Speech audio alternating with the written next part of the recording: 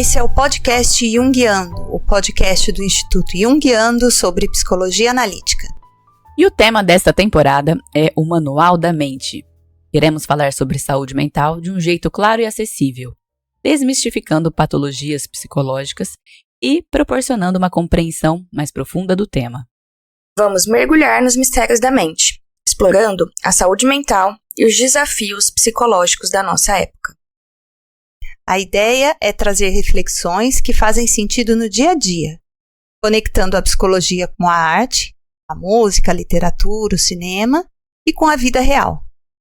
Porque conhecer a mente é entender a nós mesmos, e entender é o primeiro passo para cuidar. Eu sou a Mayara Suguaia. E eu sou a Patrícia Lopes. Eu sou a Daniele Fumagalli. Somos psicólogas junguianas e convidamos você a vir com a gente nessa jornada. Olá, a gente está começando uma nova temporada, essa temporada que a gente deu o nome de Manual da Mente. Nós vamos conversar essa temporada sobre as características da mente humana. Vamos tentar nos entender. Olha quem tá de volta! Yeah! A Mayara voltou! Que saudade! Também estava com saudade de vocês, do podcast. Pós-licença maternidade, estou de volta para conversarmos então. Essa temporada promete, são assuntos que estão aí, né, no feed do Instagram do pessoal, nas conversas, tem muita curiosidade sobre, então a gente quer bastante a interação com os nossos ouvintes para falar aí sobre a mente humana. É isso aí. E para quem está chegando agora, a gente vai se apresentar. Começa, Paty, fala um pouquinho de você. Bom, eu acho que eu sou a que mais, da formação aqui diferente de todas, né? A psicóloga infantil.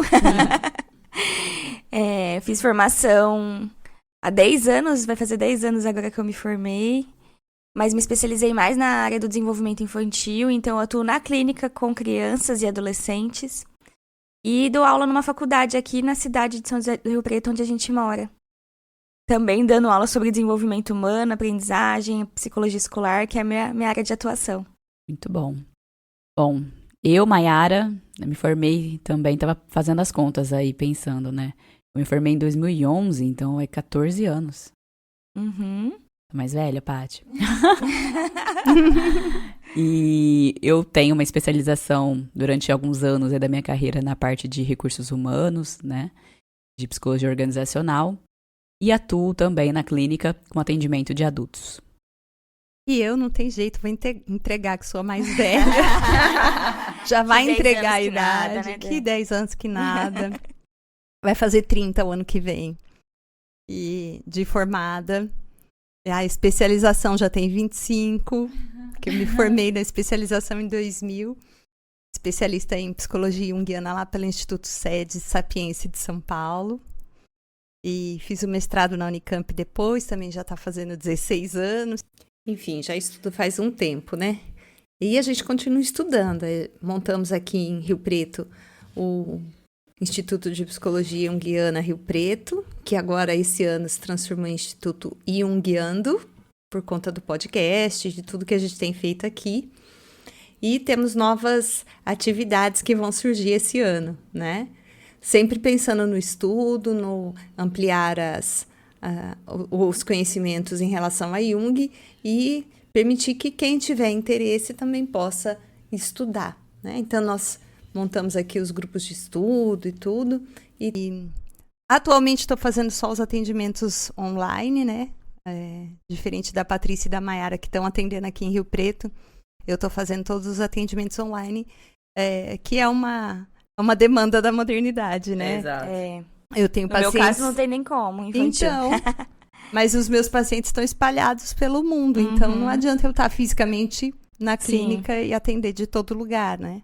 Então, é assim que está acontecendo. E vamos começar, então, esse ano falando sobre as patologias, né? Sobre o que acomete o ser humano e como que a gente pode entender essas situações.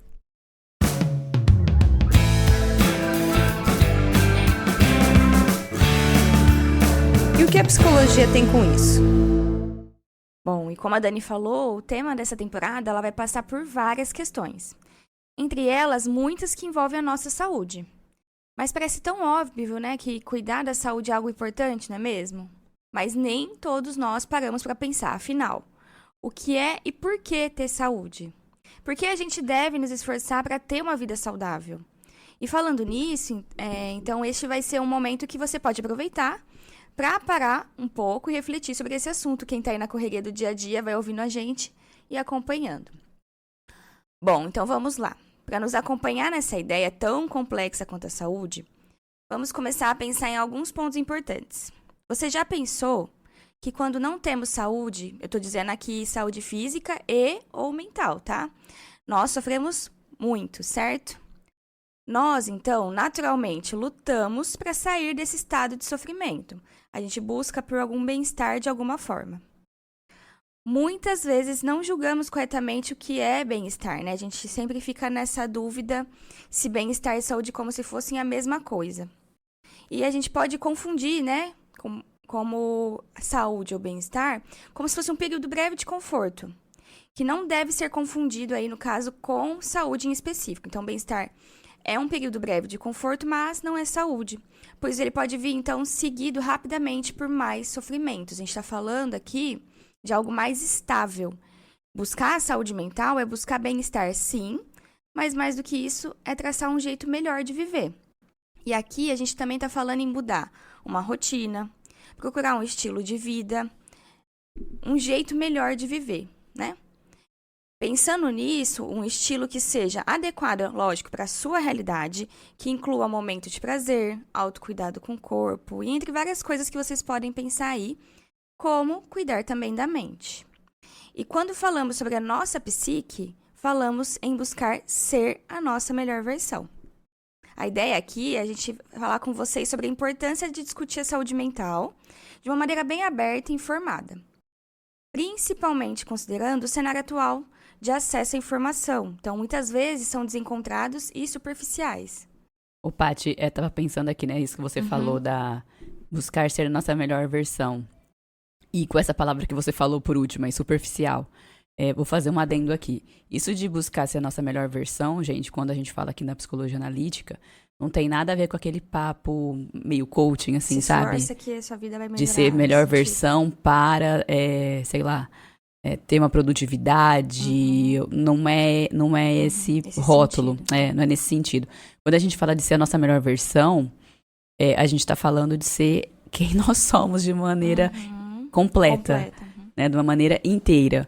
A gente vai falar mais sobre isso aí no decorrer do episódio, mas só pra ficar claro aqui, então, esse buscar ser a sua melhor versão não é aquele papo de coaching ou coisas do tipo, tá, gente? E nada contra os coaches sérios, que também tem muito coach sério que faz um bom trabalho nas empresas, mas não é aqueles jargões que a gente vê aí pelas redes sociais, tá?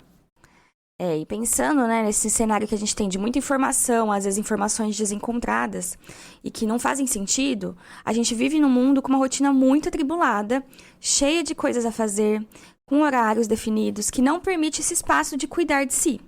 Assim, vamos falar aqui sobre diversos conceitos que envolvem a saúde mental. Tentar dissipar alguns de mitos, tirar dúvidas se vocês trouxerem aqui pra gente, criar um entendimento mais profundo sobre as patologias mentais.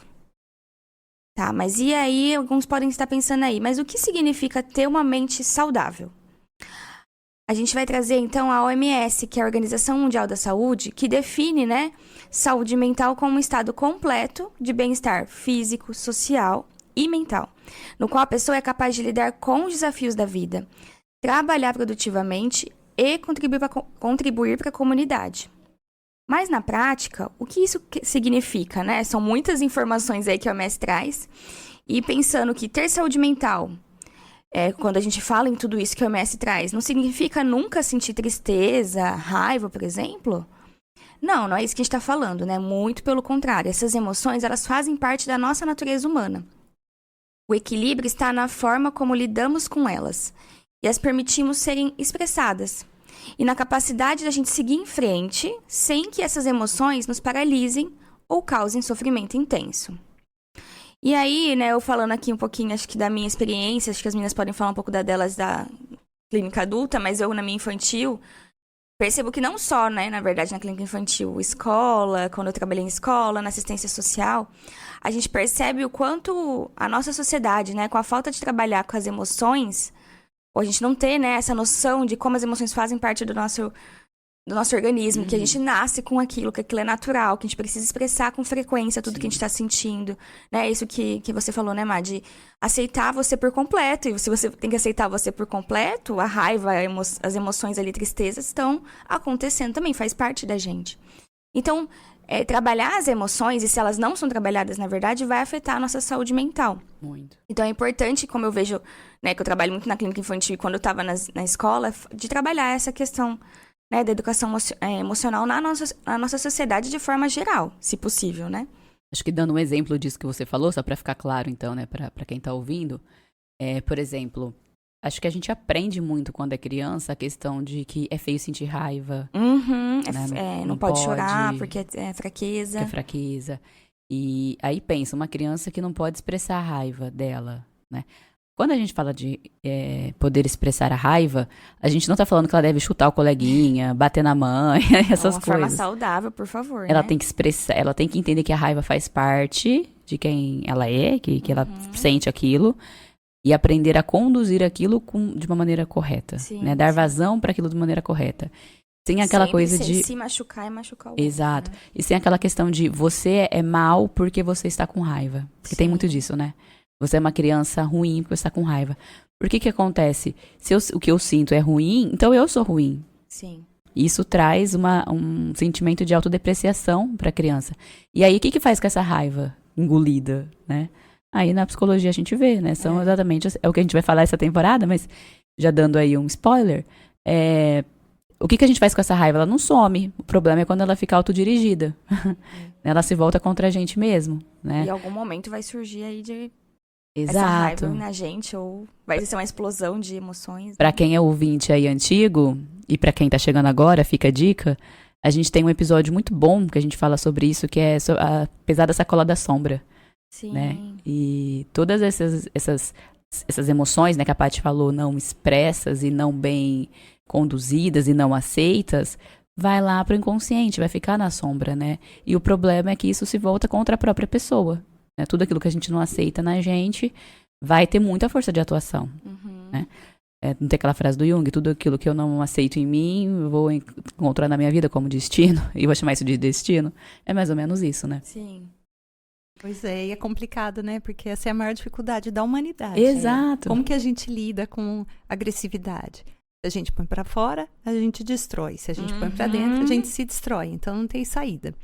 É esse o processo tão complicado de terapia, né? Como que eu vou conduzir a minha agressividade de um jeito não destrutivo? Não é uma coisa óbvia, né? Só socar a almofada não vai resolver. Sim. Eu preciso direcionar encontrar pra falar com o outro, né? um caminho que seja produtivo, um caminho que seja de desenvolvimento para mim e para minha agressividade. E esse é um grande desafio. Né? Eu sempre falo isso na clínica, né? A raiva, ela pode ser um motor muito eficiente quando bem conduzida. Ela pode também implodir e explodir, como a Dani falou, né? Destruir e se autodestruir. Mas também dá para ser um motor pra gente realizar as coisas. Né? Sair da inércia, muitas vezes. Sair de uma situação, de uma relação. Enfim, ela pode sim ser uma possibilidade construtiva, né? Sim. Mas enfim, estamos avançando aqui. Mas só para comentar, né? O quanto tudo isso que a Paty estava falando, né? De saúde mental... passa pela questão das emoções em primeiro lugar, né? Sim. E tudo isso que vocês estão falando envolve muito, né, a questão do autoconhecimento, que é o que a gente tanto defende aqui nos nossos episódios, né?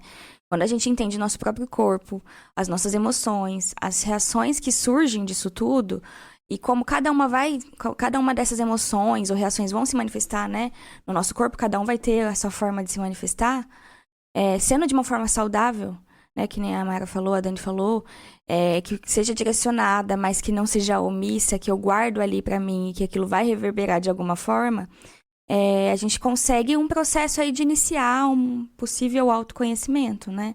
Algumas pesquisas até da neurociência hoje em dia mostram a relevância de trabalhar a educação emocional e sexual desde criança, infância ali, no sentido de entender o seu corpo, né? Então, eu tô sentindo tal coisa, isso quer dizer pra mim que eu vou agir de tal forma. Então, eu vou conseguir aceitar essa emoção e vou direcionar de uma forma saudável, até chegar num nível em que eu consiga usar isso de uma forma verbal, chegar pro outro e dizer o que eu tô sentindo, me posicionar, negociar, né? Pra gente conseguir viver numa sociedade saudável e organizada, né? Então, o que fazer com tudo isso que vai surgir, eu acho que é o mais importante para que a gente não se torne... tenha as altos flagelos ou doenças que vão surgindo aí, que a gente vê hoje em dia, né? Nós, adultos, em constante sofrimento com questões de saúde, não só física como mental também, justamente por conta disso, né? Porque a gente não consegue fazer esse direcionamento de uma forma adequada. E aí, pensando em tudo isso, qual seria, então, a flexibilidade emocional que cada um tem? Que é um outro ponto importante para a gente pensar, né? Qual a capacidade de adaptação às mudanças? Toda essa flexibilidade, construída de um modo consciente e sendo direcionada da forma correta, a partir dessa educação que eu falei, né, emocional, com crianças, e dá para fazer com adulto também, mas que é um processo, né? É um processo que talvez um tanto lento, lógico, né? Vamos pensar assim, a criança, ela tá ali muito mais conectada com esse sensorial, então fica mais fácil da gente trabalhar com ela. Ela vai ter essa autopercepção muito mais rápido do que um adulto que já tem várias outras coisas ali, camadas, né, construídas por trás disso. Mas não quer dizer que não é possível. É sim, dependendo da condução em terapia ou numa meditação, ou alguma prática aí que ajude a ter esse autoconhecimento, possibilita esse olhar para si que a gente tanto fala, né?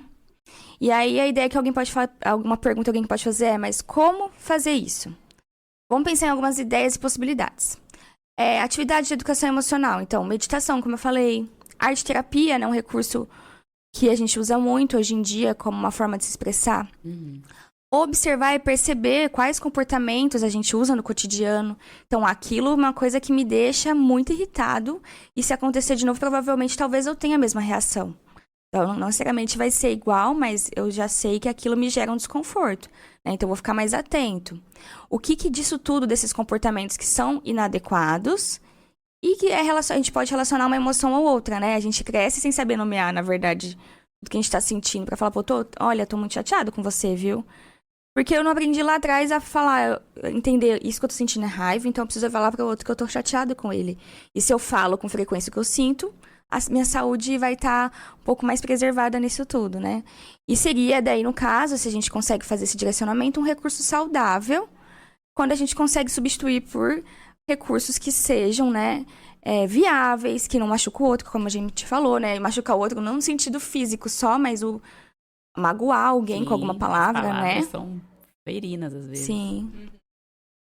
E aí, pensando em tudo isso, a ideia é que quando essa educação emocional está bem organizada e consolidada, que ela irá auxiliar na nossa habilidade para lidar com o estresse e as dificuldades da vida.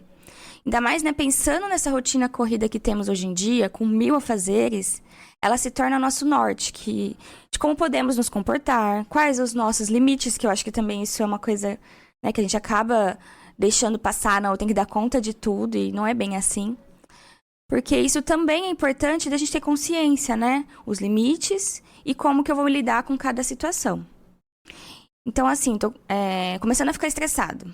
Peraí, o que eu recorro? O que eu vou fazer com isso? Eu vou pedir ajuda pra alguém? Eu posso externalizar isso aqui? Como eu vou fazer? O que eu tô sentindo? Eu vou falar pra pessoa o que eu tô sentindo, se for envolver, né, numa relação ali, essa situação. E aliviar essa tensão corporal que vem dessa descarga da emoção, a tristeza, a raiva que tá me controlando nesse momento, de alguma forma, trazer à tona o que eu tô sentindo, mas eu vou trabalhar, direcionar e melhorar a qualidade de vários aspectos da minha vida. Inclusive dos relacionamentos. Porque se eu consigo chegar para o outro e falar, olha, não tô achando legal isso que você tá fazendo, tá me incomodando, automaticamente a relação se torna mais saudável e eu também me torno uma pessoa mais saudável, né? Porque o meu entorno tá mais adequado. Então, a partir disso, eu desenvolvo a capacidade de me conectar com o outro sem dependência dele. Ou necessitar fazer um isolamento extremo, né? Como em alguns casos. Porque eu sei lidar com aquilo. E com as adversidades que uma relação vai me trazer. Então, eu consigo me posicionar numa situação conflituosa ou não. Às vezes nem é conflituosa, mas eu sei falar o que eu penso. né? Dando sempre a minha opinião, sem deixar que o receio de não agradar o outro possa vir. Ou um possível desentendimento vai começar. E aí vai me afetar de alguma forma, vai afetar a relação, então eu evito que isso aconteça. Tudo isso está muito relacionado ao que a gente está falando de saúde, né? Quando a gente fala do OMS, todos aqueles aspectos do saúde física, mental e social, a gente tem que pensar em tudo isso, né? A saúde mental relacionada a como eu me expresso, a física que vai vir esse impulso no corpo e a social que vai afetar minhas relações. E por que ainda há tanta dificuldade em falar sobre saúde mental, né? Alguns podem pensar, acho que é uma dúvida que a gente fala tanto, né?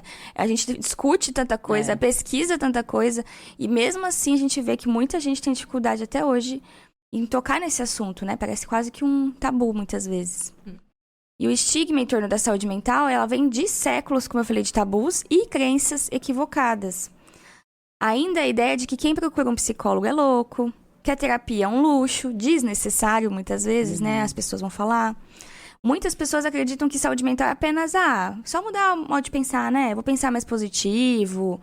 Ou, não, é porque eu tô muito desanimada e preguiçosa. Só é uma questão de força de vontade, que as coisas vão mudar. Né? Que é isso que a gente cai no que a Mera falou da questão do coach, né? De a gente ter... Não é simplesmente mudar uma rotina, né? Não é tão simples assim. É como se os transtornos psicológicos fossem uma questão de escolha, né? E não é assim que funciona. A gente tá justamente dizendo da saúde emocional pensando nisso. E tem um fato também que até o fim do século XVI, metade do XVII, principalmente, né?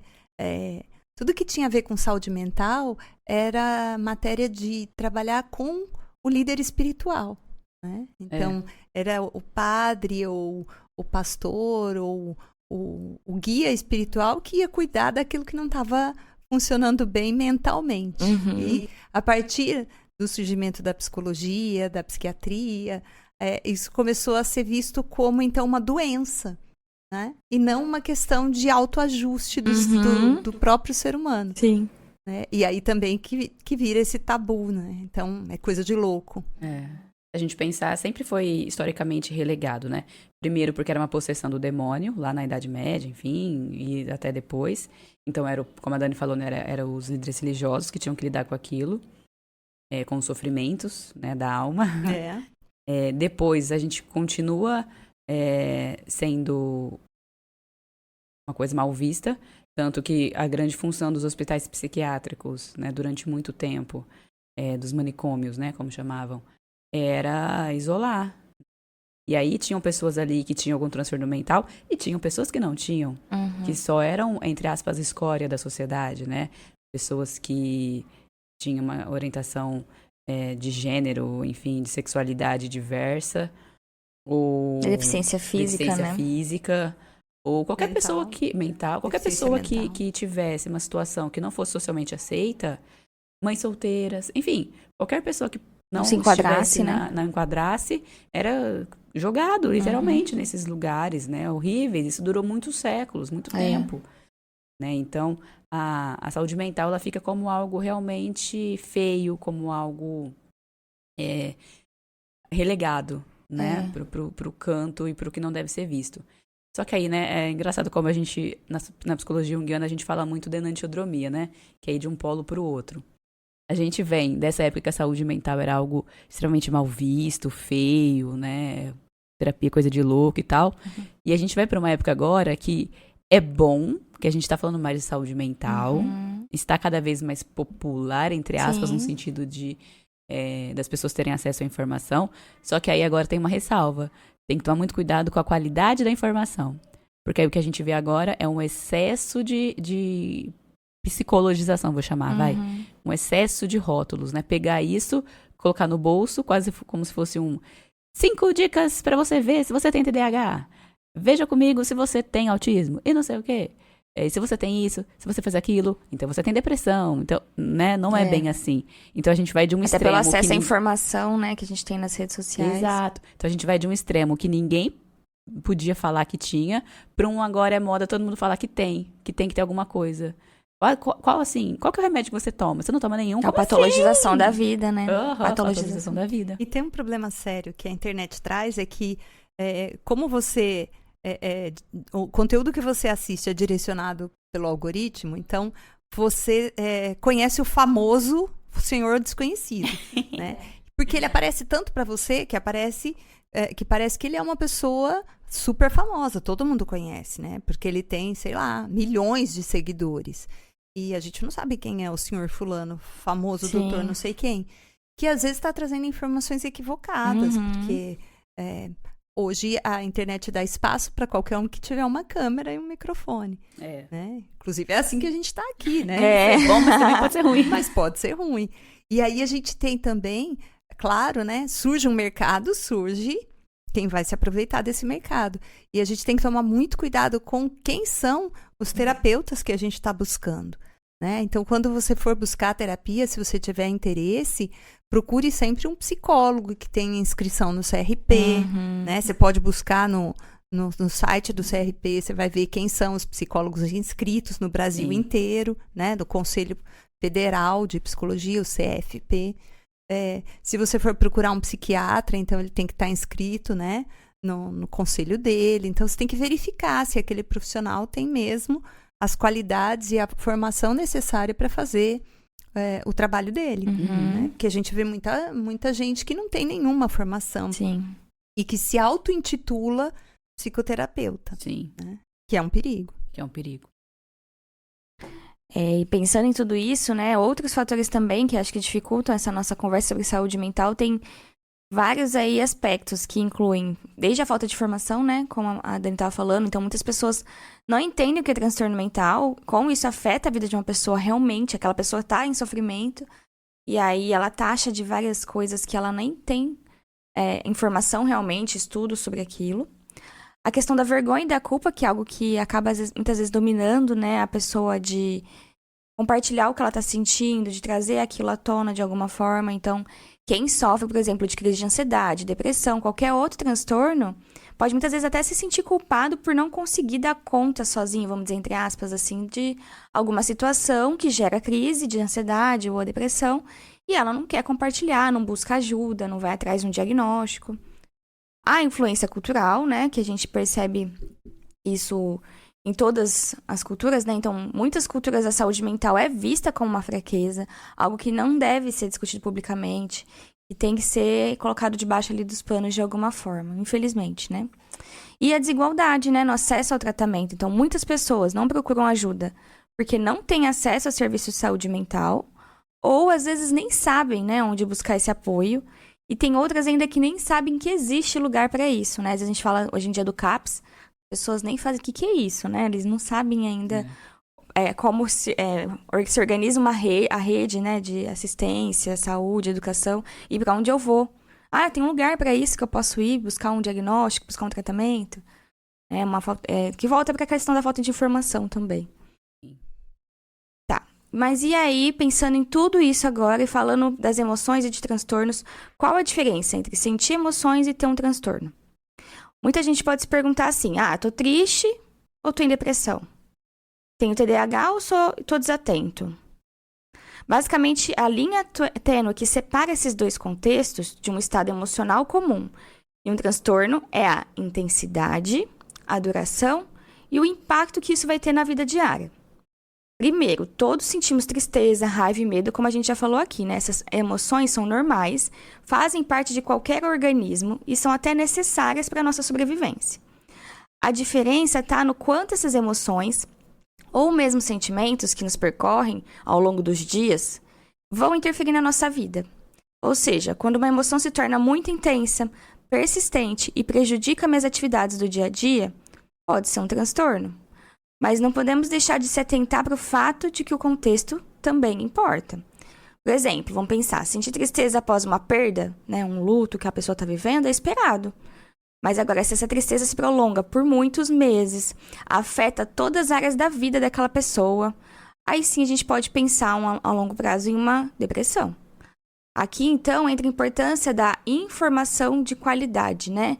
Saber reconhecer quando um sintoma é normal, faz parte daquele contexto, e quando ele exige, né, um cuidado profissional, um olhar para um diagnóstico, ou para algum tratamento que não necessariamente precisa de um diagnóstico, mas eu preciso olhar para alguma alternativa de tratamentos. Então, a gente tem que olhar para isso também. Muito bom. E como é que a psicologia analítica, né, do Jung nos ajuda a entender a mente e o funcionamento da mente? Bom, a psicologia do Jung nos ajuda a entender como que a mente funciona. E ele ensina pra gente que nós temos duas partes diferentes, basicamente, né? Uma parte que é consciente e outras partes que são inconscientes. Quando a gente não compreende as nossas emoções ou não lida bem com os nossos conflitos, essas situações podem se manifestar como sintomas físicos ou psicológicos. O inconsciente, né? O que é o inconsciente? É tudo aquilo que a gente não tem consciência, que a gente não está sabendo, né? E muitas vezes as nossas reações emocionais, muito intensas, muito exageradas às vezes, elas são impulsionadas por esses conteúdos inconscientes. Tem situações que a gente não entende, por exemplo, um ataque de pânico. Ele pode estar ligado a conteúdos que não foram elaborados na nossa mente. Às vezes a gente fala, nossa, mas não tinha acontecido nada, eu estava bem, por que eu tive um ataque de pânico? Eu estava dormindo, eu acordei sentindo aquilo. Então, aí a gente vai conseguir, com a ajuda da psicologia junguiana, entender que esses conteúdos estão no inconsciente, não são necessariamente causados por uma situação imediata. Além disso, o Jung ajuda a gente a entender esses padrões universais que nós carregamos, né, que são os arquétipos, são padrões de compreensão de coisas que são gerais para todos os seres humanos, né, são coletivas, e que influenciam a nossa forma de viver, de lidar com os desafios. A gente compreender essas estruturas internas ajuda a gente a tomar decisões mais conscientes, entender melhor como a gente está funcionando, não ir no automático, né? Isso. E a psicologia junguiana também contribui com a ideia de que a individuação é um caminho para a gente chegar no que poderia ser chamado de saúde mental, né? O Jung, ele acreditava no equilíbrio psíquico, e esse equilíbrio psíquico ele vem da jornada de individuação, que significa a gente se tornar quem a gente realmente é, né? Integrar esses aspectos inconscientes da nossa personalidade para a gente chegar mais perto daquilo que a gente tem potencial para desenvolver, né? Que é aquilo que eu comentei da história de tornar a melhor versão, né? Exato. Então, quando a gente fala de tornar a melhor versão, é isso que a Dani falou agora, né? De tornar quem nós somos, ponto. Com todas as nossas partezinhas, né? Inclusive aquelas que estão inconscientes, porque por algum motivo a gente achou lá que deveria reprimi-las, né? Exatamente. E a gente precisa destacar também que, de acordo com Jung, o processo de individuação não é necessariamente um processo pacífico em que a gente vai chegar ao nirvana, ao equilíbrio perfeito com tudo. É um processo muitas vezes conturbado, cheio de dificuldades. Então, a homeopatia traz essa perspectiva. Às vezes as coisas pioram antes de melhorar, né? Então, você está cuidando da criança com homeopatia, a febre aumenta antes dela baixar e a criança ficar bem, que a gente precisa do tempo, né, para o organismo reagir. Psiquicamente, no nosso processo de individuação pode acontecer isso, a gente pode ter mais conflitos, mais situações difíceis antes de chegar naquilo que seria a integração e o que a gente chama de individuação, que a gente já comentou que não acontece rapidamente, a gente não conclui isso aqui, mas estar nessa jornada pode ser uma jornada turbulenta. Não quer dizer que, então, nossa, vamos ser sempre seres serenos e equilibrados. Estamos caminhando para isso. Podemos ter momentos melhores e momentos mais conflituosos, né? Mas não significa que a gente não está no caminho de individuar, né? Tem uma frase do Jung que acho que ilustra bem isso, que eu gosto bastante. Fala mais ou menos assim, que qualquer árvore que queira tocar aos céus tem que ter raízes tão profundas a ponto de tocar o inferno. Então, quando a gente está falando de individuação, a gente pensa, né? Nossa, que gostoso! Vou saber não, mas vou entrar em contato com todas as minhas partes inconscientes, vou ser alguém melhor, iluminado, né? Nirvana, igual a Dani falou, não. E para chegar nisso, é um processo muito complicado. Quando a gente fala de se aproximar do inconsciente, né, e ver tudo isso, entrar em contato com tudo isso, não é nada fácil, muito pelo contrário. Não é nada prazeroso. Sim. Geralmente, né, quando as pessoas estão nesse processo, como a Dani falou, isso traz mal-estar até, né? Porque vai lidar com conflitos. E a gente não gosta. E aí eu acho que faz sentido isso também que a Dani falou, pra pior antes de melhorar, que tem a ver muito com a terapia, né? Eu acho que vocês com adultos que veem mais isso, assim, de... Quando a pessoa começa a acessar tanta questão inconsciente ali, aquilo começa a gerar tanto desconforto que ela quer dar um passinho atrás. Mas se ela for um pouquinho mais adiante nisso e der sequência a esses acessos desse inconsciente que ela tá conseguindo ter, por mais desconforto que gere, logo vem um alívio, uma autocompreensão ali que faz sentido. E aí gera, né, essa turbulência, depois vai passando, não de que a gente vai resolver, mas que eu vou conseguir compreender melhor. Sim. Eu ouvi uma frase na faculdade que eu acho que é muito significativa nesse sentido. Que diz que nada parece mais uma ruína do que o prédio em construção. Então, primeiro vem aquela bagunça enorme para que você consiga construir algo muito bom, né? Uhum. Mas isso traz muita confusão. Então o processo terapêutico é bem isso. Não desistam da terapia, né? Não desistam da terapia. Porque chega esse momento aí, a tendência tem às vezes muito disso, né? Vou dar uma pausinha, não tá muito legal, né? Tá difícil de pagar. Aí vem outros motivos. Não tem pagar tempo. O preço de fazer toda essa confusão, sim, né? De sim. deixar a vida nessa situação. Aí a gente, claro, associa com o dinheiro, mas é muito mais do que o dinheiro, né? É o preço que eu tô pagando para poder enfrentar os meus demônios. Sim. E a questão do tempo também. Tem muita gente que fala, né? Tô sem tempo. E é bem nesse momento que começa a aparecer, né? Essas questões. Pra entrar em contato com isso agora, né? Talvez a pessoa não esteja pronta para entrar em contato com aquilo agora, mas enfim. Como a Dani falou, é o preço que se paga, né, de uma jornada que vai vir, precisa vir, né? E a gente tem que lembrar sempre que o autoconhecimento, né, ele é uma ferramenta para a gente ter saúde mental. Quanto mais a gente se conhece, mais a gente consegue lidar com as nossas dificuldades, com os nossos demônios, com as nossas falhas, né? É como a gente saber que a gente tem um tornozelo mais fraco para não forçar e não torcer, que a gente saber que a gente não pode forçar muito o joelho, porque senão a gente vai lesionar.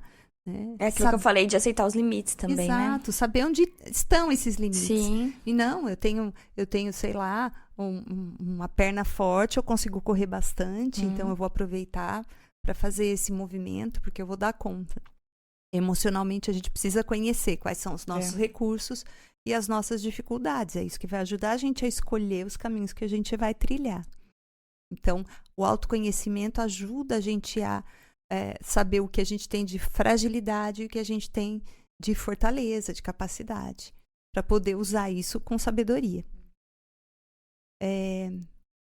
A gente, então, tem que lembrar sempre que para essa busca de autoconhecimento e entrar em equilíbrio, né, para essa jornada em direção ao self, a gente vai passar por dificuldades, a gente vai precisar conhecer como a gente funciona, e as ferramentas que a gente tem para isso são as de autoobservação, que é algo que a gente também tem muita dificuldade de fazer. Quando a gente perguntar, então você se lembra dos seus sonhos? Eu não sonho. Não, eu lembro, mas eu esqueço rápido. A gente muitas vezes não para observar isso. A gente acorda com o celular do lado, já olhando notícias, já sabendo a previsão do tempo, já está tocando coisas, e a gente nem parou para se observar, se acordou bem, o que sonhou. Dá o tempo necessário para a mente se conectar com o que é importante. A gente não para observar como a gente se sente, porque a gente tira selfies e pronto, né? Tá registrado. E postou no Instagram, então pronto. E a selfie é só de momentos bons, né? Ninguém vai tirar uma selfie de momento... Né? Logo após a faxina. Toda Não. E esses exercícios, eles precisam ser praticados, né? O exercício de você, por exemplo, escrever sobre como você está se sentindo, as coisas que estão te preocupando. Como fazer mesmo... Na infância e adolescente, a gente às vezes fazia diário, né? Seria mais ou menos como isso, mas não um querido diário, né?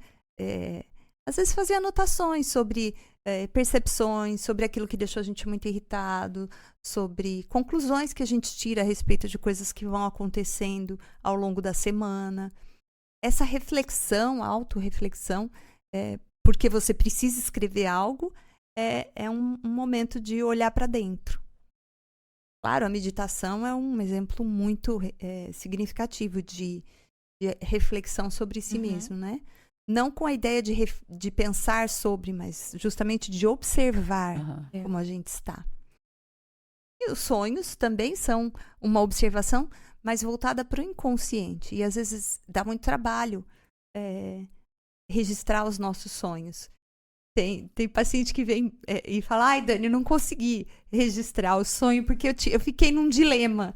Eu acordei no meio da noite e pensei: eu vou anotar o sonho porque eu quero contar pra Dani. Ou então, ai, não, vou perder o sono depois que eu não vou conseguir dormir de novo. Aí eu larguei e não fiz, né? E aí esquece. E tudo bem, né? Às vezes acontece, às vezes a gente precisa dormir mesmo. Mas é um esforço. E quando a pessoa escolhe, não, hoje eu vou registrar, então houve ali um esforço de trazer aquele conteúdo à tona. E isso tem um resultado. E tudo isso se conecta com a terapia, porque essas auto-observações, esses momentos de reflexão, eles precisam ser elaborados, eles precisam dar os próximos passos, e a terapia é que vai fazer isso. A terapia é um espaço de acolhimento, mas também é principalmente um espaço de reflexão, de observação, de olhar com um olhar de fora também. Você tem um profissional ali que está olhando de fora, ele não é só um bom amigo que está ali para bater um papo, né? Esse não é o papel do terapeuta. Ele está ali para ter um olhar técnico de quem está de fora da situação e que pode dar outras perspectivas. E isso é muito importante. Muito legal. Bom, além da gente compreender melhor, né, como a gente funciona, a gente também pode, nesse processo, aprender a acolher melhor os outros e lidar melhor com a dificuldade de quem está perto da gente. Né? Muita gente passa por desafios, problemas, né, situações, e não conta para ninguém. Por quê? Porque vão me julgar, né? Eu tenho medo do julgamento. Eu não conto para ninguém, porque aí eu me protejo de ser julgado. Mas quando a gente cria espaços, né, nas nossas relações sociais, com as pessoas com quem a gente convive, de acolhimento, isso pode fazer muita diferença. Às vezes alguém nos procura para comentar alguma coisa e tal. O que não é legal a gente fazer? Primeiro, julgar, né? Eu não estou na pele do outro, não adianta eu dizer para ele que isso tá certo ou tá errado, é bom ou é ruim. O quanto é sofrido ou não, né? Exato. Uma coisa horrível de se fazer nessa hora é você pegar e comparar com a sua experiência. A sua experiência é sua, não é dele. Né? Então, mas quando eu fiquei assim, eu fiz assim. A nossa tendência naturalmente é essa, falar da gente. Mas ali, isso não vai ajudar em nada. Né? Não ajuda em nada dizer para a pessoa: não, isso é fase, vai passar. Ou isso não é nada, não dá importância, exagero, não exagera não. Ou então, isso, se você não dá importância, melhora. É o tipo de coisa ignora que passa. Não vai ajudar. Então, o que ajuda? Primeiro, ouvir. E isso é muito difícil. Sem a gente só querer, ouvir. Sem querer dar conselho, sem querer contar a sua experiência, só ouve. Ouve atentamente. Né? Valida o que o outro está sentindo. Isso é empatia, né? Poxa, entendo. É muito difícil o que você está passando. Você não precisa dar a saída para o outro. Às vezes ele só quer compartilhar, né? Você não é terapeuta dele. Então, entender que o outro está passando por dificuldade, ser empático com isso pode fazer muita diferença. E, claro, em situações mais sérias, incentiva a pessoa a buscar ajuda. Porque a melhor coisa quando a gente está com uma dificuldade é buscar ajuda.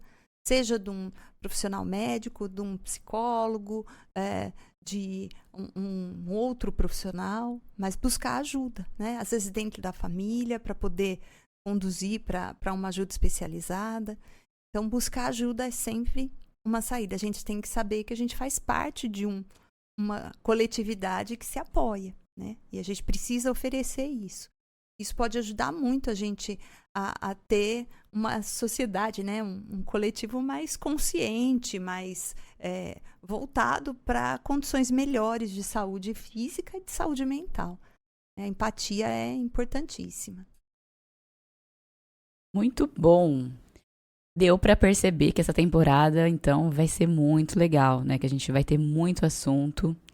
Como dizem aqui no interior, não quer dar pano pra manga. Vou apresentar para vocês, então, pessoal, como que vai funcionar essa temporada nova aí, né? Essa terceira temporada. A gente tem os blocos, que vocês já estão acostumados, né? Alguns. E temos novos blocos também. O primeiro, a gente sempre traz o tema do episódio, né? Dá um contexto aí, enfim. Depois a gente tem os blocos, né? O que a psicologia tem com isso? Nisso a gente vai falar como que a psicologia analítica vai contribuir, né? Para a compreensão do tema, como que ela entende os conceitos, né? A parte mais teórico-prática, digamos assim. Depois a gente tem o como cuidamos disso. Nesse bloco a gente vai falar sobre estratégias para lidar com aquela patologia, por exemplo, né? Quando a gente estiver falando de patologia. Ou com aquela questão de saúde mental, enfim. Tanto em nós mesmos como em outras pessoas. O terceiro bloco são as dicas que vocês tanto gostam. Sugestões, né, que a gente vai dar de livro, de filmes, outras referências sobre o tema. Fiquem à vontade também para ir lá no nosso Instagram, no Instituto Jungiano, para vocês poderem dar também sugestões para a gente de livros, filmes. Vocês falaram de tal tema, tem esse livro, tem esse filme. Fiquem à vontade para contribuir, para a gente fazer isso em muitas mãos. Depois a gente tem o quarto bloco, que são as práticas saudáveis. Nesse bloco a gente vai ensinar algumas técnicas, algumas práticas para promover a saúde mental no dia a dia. No quinto bloco, respondendo ouvintes. Nesse a gente tem a interação com vocês, né? Respondendo dúvidas, questões enviadas. A gente tem já uma coleção de e-mails que vocês trocaram com a gente. A gente pediu tanto, né? E a gente recebeu muito. A gente recebeu, é verdade. Que a gente resolveu trazer, né? Claro que mantendo os sigilos necessários, né? Afinal de contas, somos psicólogas. A gente vai compartilhar alguns e-mails que a gente entende que são interessantes e que podem ser dúvidas de muitas pessoas, inclusive, que estão ouvindo. Então, a gente vai responder vocês no nosso podcast. E o último bloco, do sexto bloco, a gente continua com a nossa parte artística, que é o que isso significa para você. Que é aquela reflexão final que a gente adora, né? Através de um poema, uma música, enfim, a parte nosso cantinho artístico. O que você pode esperar dessa temporada, nosso ouvinte que já está acompanhando a gente aí? É uma abordagem acessível, porque, né, nós somos junguianas, explicativa e humanizada sobre diferentes patologias mentais. Sempre com base na psicologia analítica, né? E, claro, com foco em práticas que ajudam aí na saúde mental. E por que que a gente resolveu falar de saúde mental, né? Por que resolvemos falar aí da mente? Porque é muito importante desconstruir algumas ideias que a gente está vendo tanto aí, como a gente falou, né? Tá em voga esses assuntos. Isso é bom por um lado, mas, por outro lado, como eu falei, né? Isso também pode cair numa questão quase de banalização. Então, a gente entendeu que é importante desconstruir algumas ideias, algumas informações erradas aí sobre saúde mental. E, claro, né, isso pode ajudar as pessoas a lidarem melhor também com as suas próprias emoções e com as outras pessoas. Bom, e vocês viram aí que tratar de saúde mental de uma maneira profunda é trabalhosa, mas importantíssima. Como o nosso compromisso é o de trazer um conteúdo de qualidade, mas com simplicidade necessária para ser entendida por qualquer pessoa, a ideia é que os diversos recursos que vamos falar aqui e o conhecimento psicológico que vamos compartilhar com vocês, tudo isso se torne mais acessível e, portanto, mais leve. Assim, pensando que na atualidade, né, o estigma em torno das patologias mentais tem diminuído muito, o podcast busca contribuir para esse processo, de modo que vocês, ouvintes, se sintam mais confortáveis ao falar sobre esses temas com algum conhecido ou familiar, também conscientizando-os de tudo isso ou ainda até buscando ajuda, se for o caso, se for necessário. É isso aí. E nós convidamos você a enviar e-mails, perguntas, comentários. Participa ativamente dessa temporada que a gente vai adorar. Você pode nos enviar histórias, dúvidas, experiências relacionadas com saúde mental ou situações que você queira compartilhar e que podem ser comentadas no bloco que a Mayara falou, né? O nosso novo bloco respondendo e-mails. Então, fique à vontade para conversar com a gente. É isso aí. No próximo episódio, a gente vai falar sobre o que é depressão. Então, não perca o nosso próximo episódio. Muito obrigada por nos acompanharem nesse retorno, nessa 3ª temporada. E a gente quer muito que você fique com a gente aqui durante toda a temporada. Já sabe, né? O nosso e-mail é o podcastjunguiando@gmail.com e a gente tem também o nosso site, psicologiajung.com.br. Lá no site tem as informações sobre nós 3, nós, né, como profissionais. Tem também tudo que a gente faz aqui no Instituto. Além do podcast, tem as atividades em grupo, os cursos, enfim. Vai lá para você. Tem projetos novos, né, Mayara? Esse ano. Tem uns projetos novos. Surpresa, logo a gente comenta. Inclusive, não deixa de acessar o nosso Instagram. Lá a gente está alimentando. Agora a gente tem uma ajuda profissional da Raquel. Beijo, Raquel! Para colocar as informações lá. É o Instituto Junguiando. A gente até mudou o nome do nosso Instagram para ficar mais condizente aí e atualizado. Tá super legal o nosso Instagram. A gente vai ter um diálogo bem aberto lá com vocês para pedir, né, perguntas, dúvidas. Então, não deixa de seguir a gente lá no Instagram para ter essa interação ainda maior com a gente. Compartilhem esse episódio com as pessoas que você acha que vão adorar saber mais sobre o tema. E este foi mais um episódio do Junguiando, com o roteiro e curadoria da Mayara, da Daniele e da Patrícia. A gente se vê no próximo episódio. Um beijo, até lá. Até mais. Tchau, tchau, gente.